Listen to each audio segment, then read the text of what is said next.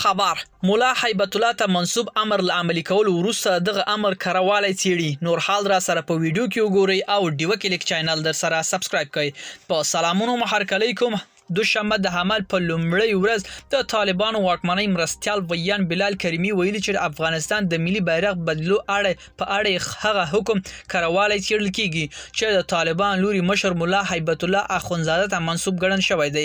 څو ورځې مخکې هم په ټولنیزو رسنیو کې د مولا هیبت الله اخونزاده ته منسوب دوه حکمونه په ټولنیزو رسنیو کې خپاره شوي چې د طالبانو رئیس الوزرا پکې د افغانستان د رنګ ملي بیرغ د ورکولو ملي ټلویزیون له ټولنیزو رسنیو څخه د ملي بیرغ رنگونه پاکولو او دغه راز له دریشو اغوستنو څخه د ملي ټلویزیون د کارکونکو منع کولو امر شوی دی. د طالبان لومړي ملي ټلویزیون ټاکل شوی رئیس او د طالبانو ویان مرستیال احمد الله واثق په همغه ورځ د یادو حکمونو کروالی تایید کړي او عملي کېدو ډاډ ورکړی دی.